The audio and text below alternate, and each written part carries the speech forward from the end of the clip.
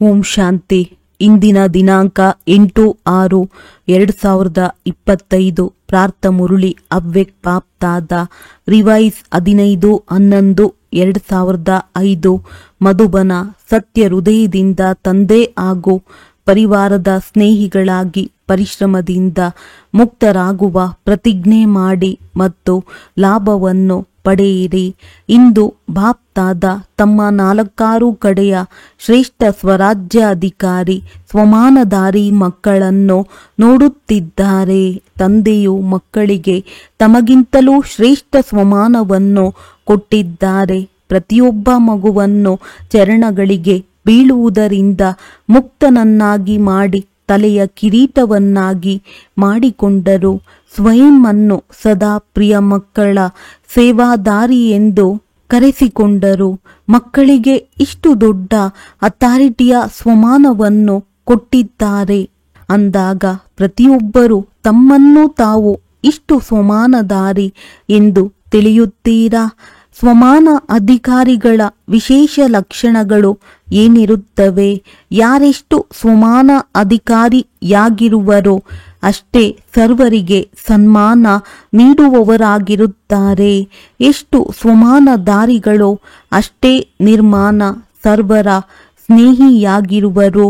ಸ್ವಮಾನಧಾರಿಗಳ ಚಿಹ್ನೆ ಏನೆಂದರೆ ತಂದೆಗೆ ಪ್ರಿಯರು, ಜೊತೆಗೆ ಸರ್ವರಿಗೂ ಪ್ರಿಯರಾಗಿರುವರು. ಅದ್ದಿನ ಪ್ರಿಯರಲ್ಲ, ಬೇಅದ್ದಿನ ಪ್ರಿಯರು. ಹೇಗೆ ತಂದೆಯು ಸರ್ವರಿಗೆ ಪ್ರಿಯರಾಗಿದ್ದಾರೆ. ಬಲೆ 1 ತಿಂಗಳಿನ ಮಗುವಿರಬಹುದು ಅಥವಾ ಆದಿರತ್ನಗಳಿರಬಹುದು. ಆದರೆ ಪ್ರತಿಯೊಬ್ಬರೂ ಸಹ ನಾನು ತಂದೆಯವನು, ತಂದೆಯು ನನ್ನವರು ಎಂದು ಹೃದಯದಿಂದ ಒಪ್ಪಿಕೊಳ್ಳುತ್ತಾರೆ. ಇದು ಸರ್ವರಿಗೆ ಪ್ರಿಯರಾಗುವ ಶ್ರೇಷ್ಠ ಸ್ವಮಾನದ ಚಿಹ್ನೆಯಾಗಿದೆ. ಏಕೆಂದರೆ ಇಂತಹ ಮಕ್ಕಳು ತಂದೆಯನ್ನು ಫಾಲೋ ಮಾಡುವವರಾಗಿದ್ದಾರೆ. ನೋಡಿ, ತಂದೆಯು ಪ್ರತಿ ವರ್ಗದ ಮಕ್ಕಳಿಗೆ ಚಿಕ್ಕ ಮಕ್ಕಳಿಂದ ಹಿಡಿದು ವೃದ್ಧರವರೆಗೆ ಸ್ವಮಾನ ನೀಡಿದರು. ಯುವಕರಿಗೆ ವಿನಾಶಕಾರಿಯಿಂದ ವಿಶ್ವ ಕಲ್ಯಾಣಕಾರಿಯ ಸ್ವಮಾನವನ್ನು ಕೊಟ್ಟರು. ಮಹಾನರನ್ನಾಗಿ ಮಾಡಿದರು. ಪ್ರವೃತ್ತಿ ಮಾರ್ಗದವರಿಗೆ ಮಹಾತ್ಮರು. ದೊಡ್ಡ ಜಗದ್ಗುರುಗಳಿಗಿಂತಲೂ ಶ್ರೇಷ್ಠ ಪ್ರವೃತ್ತಿಯಲ್ಲಿರುತ್ತ ಪರವೃತ್ತಿಯ ಮಹಾತ್ಮರೂ ಸಹ ತಲೆಬಾಗುವಂತೆ ಮಾಡಿದರು. ಕನ್ಯೆಯರಿಗೆ ಶಿವಶಕ್ತಿ ಸ್ವರೂಪದ ಸ್ವಮಾನವನ್ನು ನೆನಪಿಗೆ ತರಿಸಿದ್ದರು ಹಾಗೂ ಮಾಡಿದ್ದರು. ವೃದ್ಧರಿಗೆ ಬ್ರಹ್ಮ ತಂದೆಯ ಜೊತೆಗಾರ ಅನುಭವಿಯ ಸ್ವಮಾನವನ್ನು ಕೊಟ್ಟರು. ಇದೇ ರೀತಿ ಸ್ವಮಾನಧಾರಿ ಮಕ್ಕಳೂ ಸಹ ಪ್ರತಿಯೊಬ್ಬ ಆತ್ಮನನ್ನು ಸ್ವಮಾನದಿಂದ ನೋಡುತ್ತಾರೆ. ಕೇವಲ ನೋಡುವುದಲ್ಲ, ಸಂಬಂಧ ಸಂಪರ್ಕದಲ್ಲಿ ಬರುತ್ತಾರೆ. ಏಕೆಂದರೆ ಸ್ವಮಾನವು ದೇಹಾಭಿಮಾನವನ್ನು ಕಳೆಯುವಂಥದ್ದಾಗಿದೆ.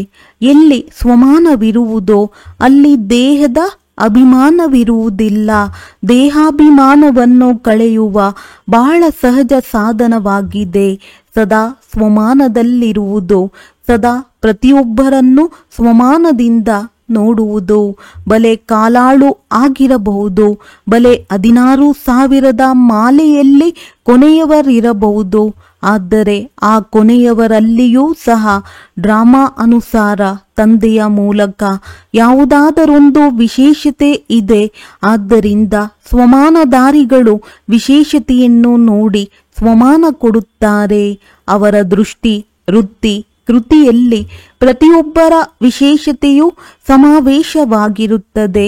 ಯಾರೆಲ್ಲ ತಂದೆಯ ಮಕ್ಕಳಾದರೂ ಅವರು ವಿಶೇಷ ಆತ್ಮನಾಗಿದ್ದಾರೆ. ನಂಬರ್ ವಾರ್ ಆಗಿದ್ದರೂ ಸಹ ಪ್ರಪಂಚದ ಕೋಟಿಯಲ್ಲಿ ಕೆಲವರಲ್ಲಿಯೂ ಕೆಲವರಾಗಿದ್ದಾರೆ. ಅಂದಾಗ ಎಲ್ಲರೂ ತಮ್ಮನ್ನು ತಾವು ಹೀಗೆ ವಿಶೇಷ ಆತ್ಮನೆಂದು ತಿಳಿಯುತ್ತೀರಾ? ಸ್ವಮಾನದಲ್ಲಿ ಸ್ಥಿತರಾಗಬೇಕಾಗಿದೆ, ದೇಹಾಭಿಮಾನದಲ್ಲಲ್ಲ.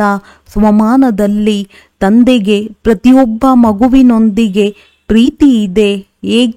ಏಕೆಂದರೆ ತಂದೆಗೆ ತಿಳಿದಿದೆ, ಮಕ್ಕಳು ನನ್ನನ್ನು ಅರಿತು ನನ್ನವರಾದರಲ್ಲವೇ. ಇಂದು ಈ ಮೇಳದಲ್ಲಿ ಮೊದಲನೇ ಬಾರಿ ಬಂದಿರಬಹುದು, ಆದರೂ ಬಾಬಾ ಎಂದು ಹೇಳಿದ್ದೀರಿ. ಅಂದ ಮೇಲೆ ತಂದೆಯ ಪ್ರೀತಿಗೆ ಪಾತ್ರರಾಗಿದ್ದೀರಿ. ಬಾಪ್ ತಾದಾರವರಿಗೆ 4 ಕಡೆಯ ಎಲ್ಲ ಮಕ್ಕಳೂ ಸಹ ಪ್ರಿಯರಾಗಿದ್ದಾರೆ. ಹಾಗೆಯೇ ನೀವು ಸಹ ಫಾಲೋ ಫಾದರ್ ಮಾಡಿ. ಯಾರು ಅಪ್ರಿಯರಿಲ್ಲ, ಸರ್ವರು ಪ್ರಿಯರಾಗಿದ್ದಾರೆ. ನೋಡಿ, ಯಾವುದೇ ಮಗು ನನ್ನ ಬಾಬಾ ಎಂದು ಹೇಳುತ್ತದೆ ಎಂದರೆ ಈ ನನ್ನತನವನ್ನು ಯಾರು ತಂದರು? ಸ್ನೇಹವು ತಂದಿತಲ್ಲವೇ? ಈಗ ಯಾರೆಲ್ಲರೂ ಕುಳಿತಿದ್ದೀರೋ ಎಲ್ಲರೂ ತಿಳಿದುಕೊಳ್ಳುತ್ತೀರಿ. ಸ್ನೇಹವು ತಂದೆಯ ಮಕ್ಕಳನ್ನಾಗಿ ಮಾಡಿತೆಂದು. ತಂದೆಯ ಸ್ನೇಹವು ಆಯಸ್ಕಾಂತವಾಗಿದೆ. ಸ್ನೇಹದ ಆಯಸ್ಕಾಂತದಿಂದ ತಂದೆಯ ಮಕ್ಕಳಾಗಿ ಬಿಟ್ಟಿರಿ. ಹೃದಯದ ಸ್ನೇಹ ನಾಮ ಮಾತ್ರಕ್ಕೆ ಸ್ನೇಹವಲ್ಲ. ಹೃದಯದ ಸ್ನೇಹವು ಈ ಬ್ರಾಹ್ಮಣ ಜೀವನದ ತಳಪಾಯವಾಗಿದೆ. ಮಿಲನ ಮಾಡಲು ಏಕೆ ಬರುತ್ತೀರಿ? ಸ್ನೇಹವೇ ಕರೆ ತಂದಿತಲ್ಲವೇ? ಯಾರೆಲ್ಲರೂ ಕುಳಿತಿದ್ದೀರಿ, ಬಂದಿದ್ದೀರಿ. ಏಕೆ ಬಂದಿದ್ದೀರಿ? ಸ್ನೇಹವು ಸೆಳೆಯಿತಲ್ಲವೇ? ಆ ಸ್ನೇಹವು ಎಷ್ಟಿದೆ? 100% ಇದೆಯೋ ಅಥವಾ ಕಡಿಮೆ ಇದೆಯೋ? ನಾವು ಸ್ನೇಹದಲ್ಲಿ 100% ಇದೆ ಎಂದು ತಿಳಿಯುವವರು ಕೈಯನ್ನೆತ್ತಿ. ಸ್ನೇಹದಲ್ಲಿ 100% ಸ್ವಲ್ಪವೂ ಕಡಿಮೆ ಇಲ್ಲವೇ? ಒಳ್ಳೆಯದು ಅಂದಾಗ ಇಷ್ಟೇ ಸ್ನೇಹವು ಪರಸ್ಪರ ಬ್ರಾಹ್ಮಣರಲ್ಲಿಯೂ ಇದೆಯೇ? ಇದಕ್ಕೆ ಕೈಯನ್ನೆತ್ತಿ. ಇದರಲ್ಲಿ ಪರ್ಸೆಂಟೇಜ್ ಇದೆ. ಹೇಗೆ ತಂದೆಗೆ ಎಲ್ಲರ ಜೊತೆಗೆ ಸ್ನೇಹವಿದೆಯೋ ಅದೇ ರೀತಿ ಮಕ್ಕಳಿಗೂ ಸರ್ವರೊಂದಿಗೆ ಸ್ನೇಹ. ಸರ್ವರ ಸ್ನೇಹಿಯಾಗಿರಿ. ಅನ್ಯರ ನಿರ್ಬಲತೆಗಳನ್ನು ನೋಡಬೇಡಿ. ಒಂದು ವೇಳೆ ಯಾರಾದರೂ ಸಂಸ್ಕಾರಕ್ಕೆ ವಶೀಭೂತರಾಗಿದ್ದರೆ ನೀವು ಯಾರನ್ನೂ ಫಾಲೋ ಮಾಡಬೇಕು? ವಶೀಭೂತ ಆತ್ಮಗಳನ್ನೇ. ತಾವು ವಶೀಭೂತ ಮಂತ್ರವನ್ನು ಕೊಡುವವರಾಗಿದ್ದೀರಿ. ವಶೀಭೂತರಿಂದ ಅವರನ್ನು ಬಿಡಿಸುವ ಮಂತ್ರವನ್ನು ಕೊಡುವವರು ಮುಕ್ತಗೊಳಿಸುವವರಾಗಿದ್ದೀರಲ್ಲವೇ? ಅಥವಾ ನೋಡುವವರಾಗಿದ್ದೀರೋ? ಕಾಣುತ್ತದೆಯೇ? ಒಂದು ವೇಳೆ ಯಾವುದೇ ಕೆಟ್ಟ ವಸ್ತು ಕಾಣಿಸಿದರೂ ಸಹ ಏನು ಮಾಡುತ್ತೀರಿ? ನೋಡುತ್ತಾ ಇರುತ್ತೀರೋ ಅಥವಾ ದೂರ ಸರಿಯುತ್ತೀರೋ? ಏಕೆಂದರೆ ಬಾಪ್ ದಾದಾ ನೋಡಿದೆವು, ಯಾರು ಹೃದಯದ ಸ್ನೇಹಿಗಳಿದ್ದಾರೆಯೋ ತಂದೆಯ ಹೃದಯದ ಸ್ನೇಹಿಗಳು ಸರ್ವರ ಸ್ನೇಹಿಗಳು ಅವಶ್ಯವಾಗಿ ಆಗಿರುತ್ತಾರೆ. ಹೃದಯದ ಸ್ನೇಹವು ಸಂಪನ್ನ ಮತ್ತು ಸಂಪೂರ್ಣರಾಗುವ ಬಹಳ ಸಹಜ ವಿಧಿಯಾಗಿದೆ. ಬಲೆ ಯಾರೆಷ್ಟಾದರೂ ಜ್ಞಾನಿಯಾಗಿರಲಿ, ಒಂದು ವೇಳೆ ಹೃದಯದ ಸ್ನೇಹವು ಇಲ್ಲವೆಂದರೆ ಬ್ರಾಹ್ಮಣ ಜೀವನದಲ್ಲಿ ರಮಣೀಕ ಜೀವನವೆನಿಸುವುದಿಲ್ಲ, ನೀರಸ ಜೀವನವೆನಿಸುತ್ತದೆ.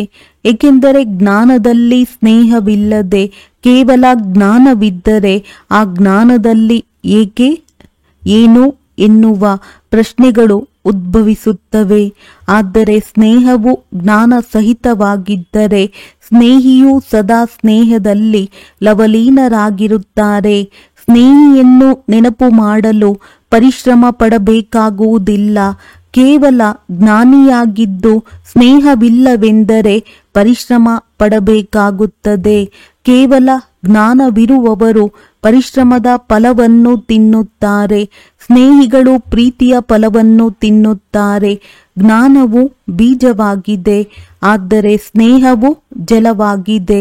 ಒಂದು ವೇಳೆ ಬೀಜಕ್ಕೆ ಸ್ನೇಹದ ನೀರು ಸಿಗದಿದ್ದರೆ ಅದರಿಂದ ಫಲ ಬರುವುದಿಲ್ಲ.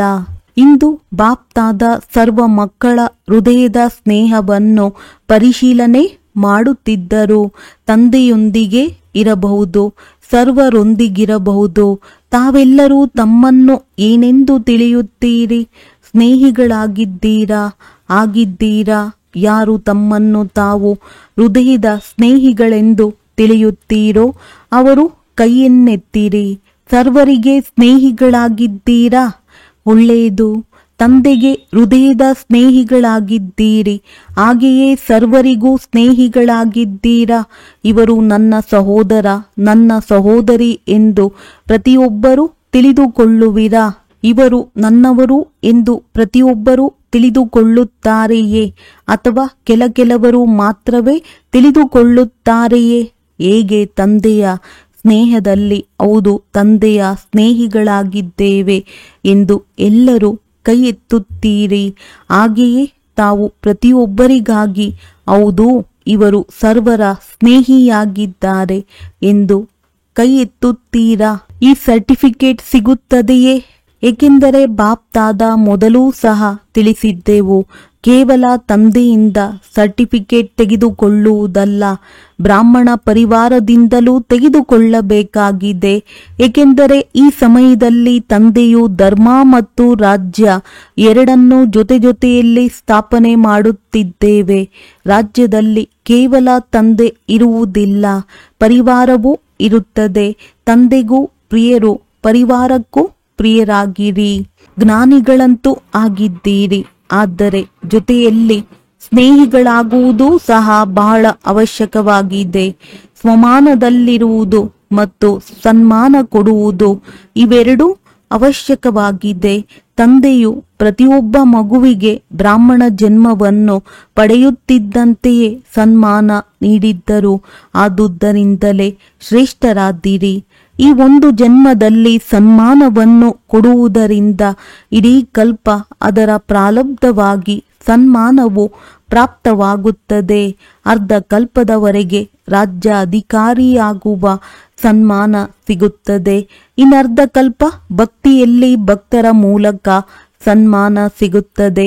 ಆದರೆ ಈ ಇಡೀ ಕಲ್ಪದಲ್ಲಿ ಸನ್ಮಾನಧಾರಿಗಳಾಗುವ ಆಧಾರವೇನೆಂದರೆ ಈ ಒಂದು ಜನ್ಮದಲ್ಲಿ ಸನ್ಮಾನ ಕೊಡುವುದು, ಸನ್ಮಾನ ಪಡೆಯುವುದು. ಈಗಲೂ ಬಾಪ್ ದಾದಾ ನೋಡುತ್ತಿದ್ದೇವೆ, 4 ಕಡೆ ವಿದೇಶದಲ್ಲಿ ಕೆಲವರು ರಾತ್ರಿಯಲ್ಲಿ, ಕೆಲವರು ದಿನದಲ್ಲಿ ಮಿಲನವನ್ನಾಚರಿಸುತ್ತಿದ್ದಾರೆ. ಚೆನ್ನಾಗಿ ಪುರುಷಾರ್ಥದ ಗತಿಯನ್ನು ಹೆಚ್ಚಿಸಿಕೊಳ್ಳಲು ತಮಗೆ ಒಳ್ಳೆಯ ದಾದೀಜಿ ಜಾನಕಿ ದಾದಿ ಸಿಕ್ಕಿದ್ದಾರೆ. ಹೌದಲ್ಲವೇ? ಸ್ವಲ್ಪ ಯಾರಲ್ಲಿಯಾದರೂ ನಿರ್ಬಲತೆಯನ್ನು ನೋಡುತ್ತಾರೆಂದರೆ ಕೂಡಲೇ ತರಗತಿಯಲ್ಲಿ ಅದರ ಬಗ್ಗೆ ತಿಳಿಸಿಬಿಡುತ್ತಾರೆ. ಯಾವುದೇ ಮಕ್ಕಳಿಗೆ ದೇಶದವರಿರಲಿ ವಿದೇಶದವರಿರಲಿ ಯಾವುದೇ ಸಬ್ಜೆಕ್ಟ್ನಲ್ಲಿ ಪರಿಶ್ರಮವಾಗುತ್ತದೆ ಎಂದರೆ ಅದಕ್ಕೆ ಮೂಲ ಕಾರಣ ಹೃದಯದ ಸ್ನೇಹದ ಕೊರತೆಯಾಗಿದೆ. ಸ್ನೇಹವೆಂದರೆ ಲವಲೀನ ಸ್ಥಿತಿ. ಸ್ನೇಹವಿದ್ದೆಡೆ ನೆನಪು ಮಾಡಬೇಕಾಗುವುದಿಲ್ಲ. ನೆನಪನ್ನು ಮರೆಯುವುದು ಕಷ್ಟವಾಗುತ್ತದೆ.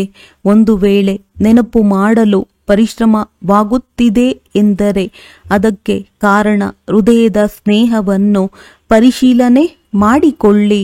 ಎಲ್ಲಿಯೂ ಲೀಕೇಜ್ ಇಲ್ಲವೇ? ಯಾವುದೇ ವ್ಯಕ್ತಿಯೊಂದಿಗೆ ಸೆಳೆತವಿರಬಾರದು.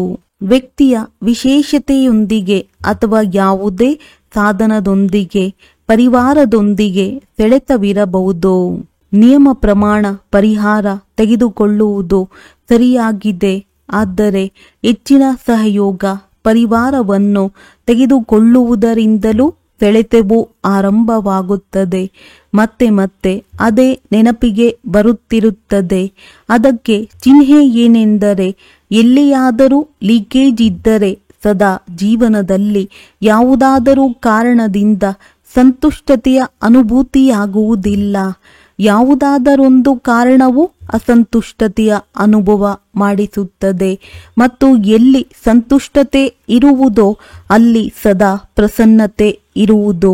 ಅವರು ಸದಾ ಆತ್ಮಿಕ ಗುಲಾಬಿಯ ತರಹ ಮುಗುಳ್ನಗುತ್ತಿರುವರು, ಹರ್ಷಿತಮುಖಿಯಾಗಿರುವರು, ಮೂಡ್ ಆಫ್ ಆಗುವುದಿಲ್ಲ, ಸದಾ ಡಬಲ್ ಲೈಟ್ ಆಗಿರುವರು. ಅಂದಾಗ ತಿಳಿಯಿತೆ, ಈಗ ಪರಿಶ್ರಮದಿಂದ ಮುಕ್ತರಾಗಿ. ಬಾಪ್ ದಾದಾರವರಿಗೆ ಮಕ್ಕಳ ಪರಿಶ್ರಮವು ಇಷ್ಟವಾಗುವುದಿಲ್ಲ, ಏಕೆಂದರೆ ಅರ್ಧಕಲ್ಪ ಪರಿಶ್ರಮ ಪಟ್ಟಿದ್ದೀರಿ. ಈಗ ಮೋಜನ್ನಾಚರಿಸಿ ಪ್ರೀತಿಯಲ್ಲಿ ಲವಲೀನರಾಗಿರಿ. ಜ್ಞಾನಸಾಗರನ ಆಳದಲ್ಲಿ ಹೋಗಿ ಅನುಭವದ ಮುತ್ತುಗಳ ಅನುಭವ ಮಾಡಿ. ಕೇವಲ ಮುಳುಗಿ ಹೊರಬರುವವರಲ್ಲ, ಜ್ಞಾನಸಾಗರನಲ್ಲಿ ಲವಲೀನರಾಗಿರಿ. ಎಲ್ಲರೂ ಪ್ರತಿಜ್ಞೆಯನ್ನಂತೂ ಮಾಡಿದ್ದೀರಲ್ಲವೇ? ಜೊತೆ ಇರುತ್ತೇವೆ, ಜೊತೆಯಲ್ಲಿಯೇ ನಡೆಯುತ್ತೇವೆ, ಪ್ರತಿಜ್ಞೆ ಮಾಡಿದ್ದೀರಾ? ಜೊತೆಯಲ್ಲಿ ನಡೆಯುತ್ತೀರಾ ಅಥವಾ ಹಿಂದೆ ಹಿಂದೆ ಬರುತ್ತೀರಾ? ಯಾರು ಜೊತೆಯಲ್ಲಿ ಹೋಗಲು ತಯಾರಾಗಿದ್ದೀರೋ ಅವರು ಕೈಯನ್ನೆತ್ತಿ. ತಯಾರಾಗಿದ್ದೀರಾ? ಆಲೋಚಿಸಿ. ಕೈಯನ್ನೆತ್ತಿ. ತಯಾರಾಗಿದ್ದೀರಿ ಎಂದರೆ ತಂದೆಯ ಸಮಾನರಾಗಿದ್ದೀರಿ ಎಂದರ್ಥ. ಜೊತೆಯಲ್ಲಿ ಯಾರು ನಡೆಯುವರು? ಸಮಾನರಾಗಿರುವವರೇ ಜೊತೆ ಹೋಗುವರಲ್ಲವೇ? ಅಂದಾಗ ಜೊತೆ ಹೋಗುತ್ತೀರಾ? ಎವರೆಡಿಯಾಗಿದ್ದೀರಾ? ಮೊದಲನೇ ಸಾಲಿನವರು ಎವರೆಡಿಯಾಗಿದ್ದೀರಾ? ಒಂದು ವೇಳೆ ನಾಳೆಯೇ ಹೋಗಲು ಆದೇಶ ಸಿಕ್ಕಿದರೆ ಹೋಗಲು ಸಿದ್ಧರಾಗಿದ್ದೀರಾ? ಪ್ರವೃತ್ತಿಯವರು ಹೋಗಲು ತಯಾರಿದ್ದೀರಾ? ಮಕ್ಕಳು ನೆನಪಿಗೆ ಬರುವುದಿಲ್ಲವೇ? ಮಾತೆಯರು ಜೊತೆ ನಡೆಯುವಿರಾ? ತಯಾರಾಗಿದ್ದೀರಾ? ನೆನಪು ಬರುವುದಿಲ್ಲವೇ? ಶಿಕ್ಷಕಿಯರಿಗೆ ಸೇವಾ ಕೇಂದ್ರ ಹಾಗೂ ಜಿಜ್ಞಾಸುಗಳು ನೆನಪಿಗೆ ಬರುತ್ತಾರೆಯೇ? ಬರುವುದಿಲ್ಲ ತಾನೆ. ಒಳ್ಳೆಯದು.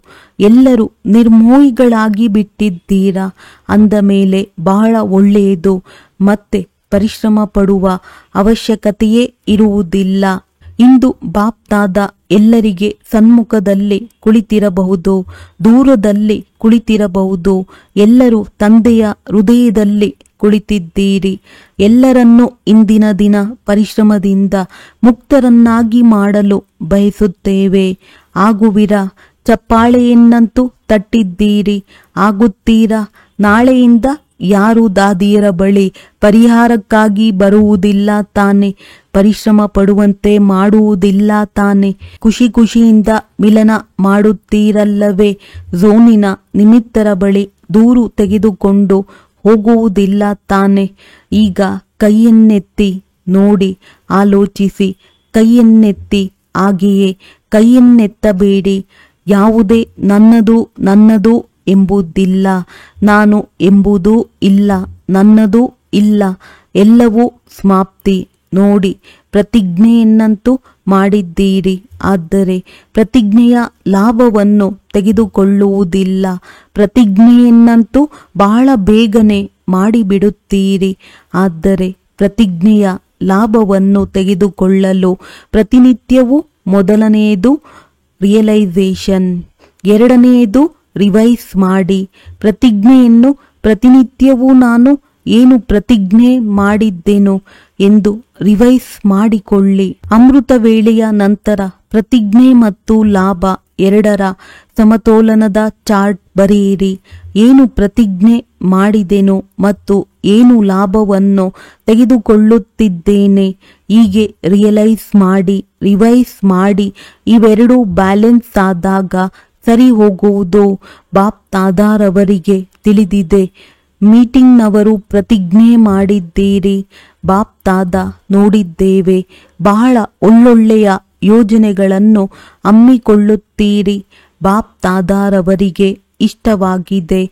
ಆದರೆ ಬಾಪ್ ತಾದ ಈಗ ಏನನ್ನು ಬಯಸುತ್ತಾರೆ? ಬಾಪ್ ತಾದ ಕೇವಲ ಒಂದು ಶಬ್ದವನ್ನು ಬಯಸುತ್ತೇವೆ.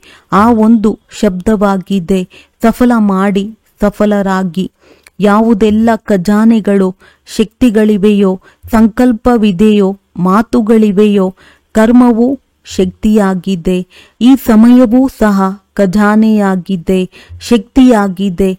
ಎಲ್ಲವನ್ನು ಈಗ ಸಫಲ ಮಾಡಿಕೊಳ್ಳಿ. ಸ್ಥೂಲ ಧನವಿರಲಿ ಅಥವಾ ಅಲೌಕಿಕ ಖಜಾನೆ ಇರಲಿ, ಎಲ್ಲವನ್ನು ಸಫಲ ಮಾಡಿಕೊಳ್ಳಬೇಕಾಗಿದೆ.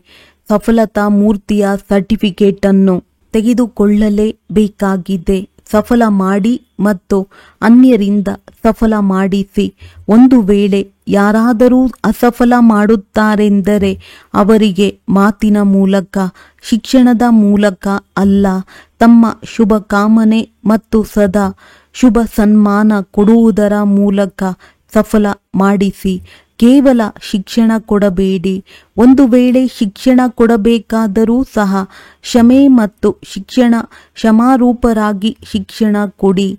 ದಯಾಹೃದಯಿಗಳಾಗಿ. ತಮ್ಮ ದಯಾಹೃದಯಿ ರೂಪವು ಅವಶ್ಯವಾಗಿ ಶಿಕ್ಷಣದ ಫಲವನ್ನು ತೋರಿಸುವುದು. ನೋಡಿ, ಈಗಿನ ವಿಜ್ಞಾನದವರು ಸಹ ಮೊದಲು ಆಪರೇಷನ್ ಮಾಡುತ್ತಾರೆ. ಆದರೆ ಅದಕ್ಕಿಂತ ಮೊದಲು ಏನು ಮಾಡುತ್ತಾರೆ? ಮೊದಲು ಮೂರ್ಛಿತರನ್ನಾಗಿ ಮಾಡಿ ನಂತರ ಆಪರೇಷನ್ ಮಾಡುತ್ತಾರೆ, ಟಿಂಚರ್ ಹಾಕುತ್ತಾರೆ. ಹಾಗೆಯೇ ತಾವೂ ಸಹ ದಯಾ ಹೃದಯಗಳಾಗಿ ನಂತರ ಶಿಕ್ಷಣ ಕೊಡಿ, ಆಗ ಪ್ರಭಾವ ಬೀರುವುದು. ಇಲ್ಲದಿದ್ದರೆ ಏನಾಗುತ್ತದೆ? ತಾವು ಶಿಕ್ಷಣ ಕೊಡಲು ಆರಂಭಿಸುತ್ತೀರಿ, ಅವರು ಮೊದಲೇ ತಮಗಿಂತಲೂ ಹೆಚ್ಚು ಶಿಕ್ಷಕರಾಗಿರುತ್ತಾರೆ. ಅಂದಾಗ ಶಿಕ್ಷಕರು ಶಿಕ್ಷಕರ ಶಿಕ್ಷಣವನ್ನು ಒಪ್ಪುವುದಿಲ್ಲ. ಹೀಗೆ ಮಾಡಬೇಡಿ, ಹೀಗೆ ಮಾಡಿ ಎಂದು ತಾವು ಹೇಳತೊಡಗುತ್ತೀರಿ. ಅದಕ್ಕಿಂತ ಮೊದಲೇ ಅವರ ಬಳಿ ಆ ಮಾತನ್ನು ಕತ್ತರಿಸಲು 10 ಮಾತುಗಳಿರುತ್ತವೆ.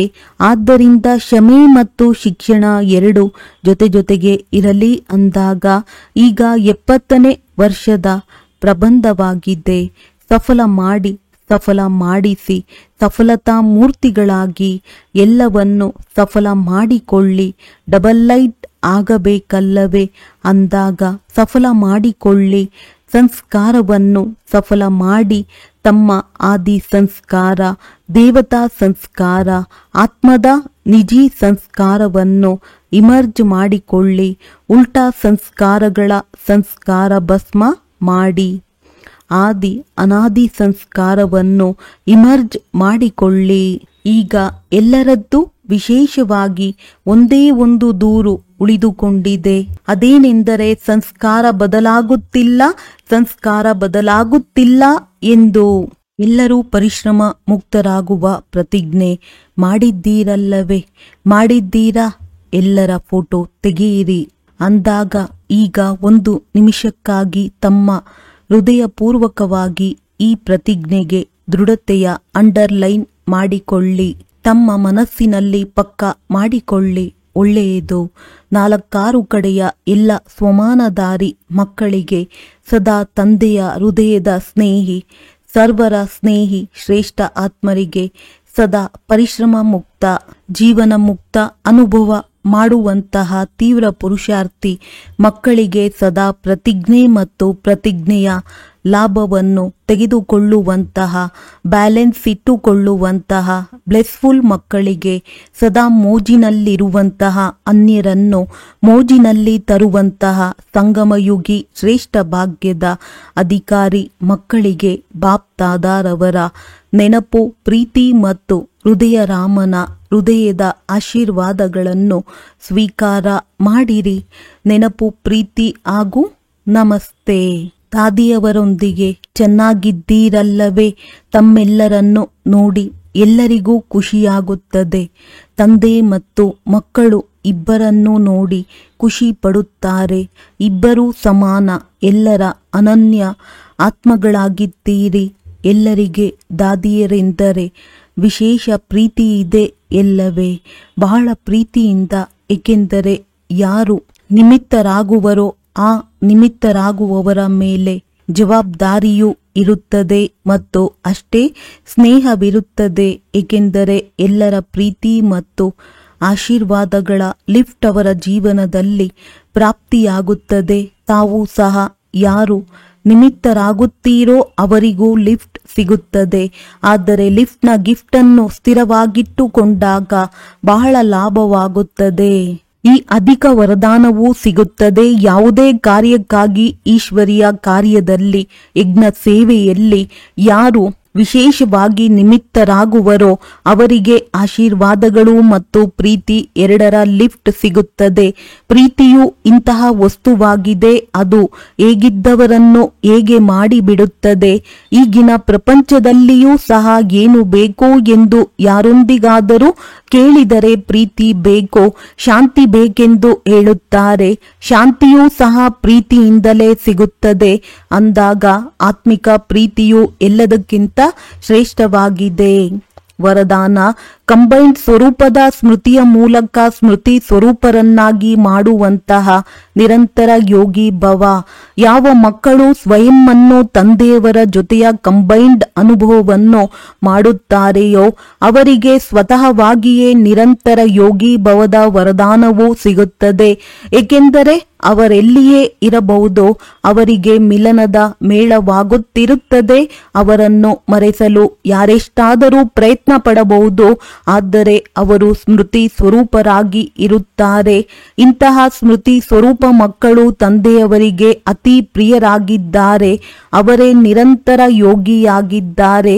ಏಕೆಂದರೆ ಪ್ರೀತಿಯ ಸಂಕೇತವಾಗಿದೆ ಸ್ವತಃ ನೆನಪಿನಲ್ಲಿರುವುದು. ಮಾಯೆಯು ಅವರ ಸಂಕಲ್ಪವೆಂಬ ಉಗುರನ್ನು ಸಹ ಅಲುಗಾಡಿಸಲು ಸಾಧ್ಯವಾಗುವುದಿಲ್ಲ. ಸ್ಲೋಗನ್: ಕಾರಣವನ್ನು ತಿಳಿಸುವ ಬದಲು ಅದರ ನಿವಾರಣೆ ಮಾಡುತ್ತೀರೆಂದರೆ ಆಶೀರ್ವಾದಗಳ ಅಧಿಕಾರಿ ಆಗಿಬಿಡುತ್ತೀರಿ. ಅವ್ಯಕ್ತ ಸೂಚನೆಗಳು: ಆತ್ಮಿಕ ಸ್ಥಿತಿಯಲ್ಲಿರುವಂತಹ ಅಭ್ಯಾಸ ಮಾಡಿ ಅಂತರ್ಮುಖಿಯಾಗಿರಿ. ಅಂತರ್ಮುಖಿಯಾಗಿ ಜ್ಞಾನ ಮನನದ ಅಭ್ಯಾಸದ ಮೂಲಕ ಅಲೌಕಿಕ ಮಸ್ತಿಯಲ್ಲಿ ಸದಾ ಮಸ್ತರಾಗಿರಿ. ಆಗ ಈ ಪ್ರಪಂಚದ ಚಿಂತೆಗಳು ನಿಮ್ಮನ್ನು ತಮ್ಮ ಕಡೆ ಆಕರ್ಷಿತ ಮಾಡುವುದಿಲ್ಲ. ಹೇಗೆ ಮಿಲಿಟರಿಯವರು ಅಂಡರ್ ಗ್ರೌಂಡ್ ಹೊರಟು ಹೋಗುತ್ತಾರೆ ಎಂದರೆ ಹೊರಗಿನ ಬಾಂಬ್ನ ಪ್ರಭಾವ ಬೀರುವುದಿಲ್ಲ, ಅದೇ ರೀತಿ ತಾವು ಅಂತರ್ಮುಖಿ ಅಂಡರ್ ಗ್ರೌಂಡ್ ಆತ್ಮಿಕ ಸ್ಥಿತಿಯಲ್ಲಿರುವ ಅಭ್ಯಾಸ ಮಾಡಿ. ಆಗ ಬಹಿರ್ಮುಖತೆಯ ಮಾತುಗಳು ನಿಮಗೆ ತೊಂದರೆ ಮಾಡುವುದಿಲ್ಲ. ಒಳ್ಳೆಯದು. ಓಂ ಶಾಂತಿ.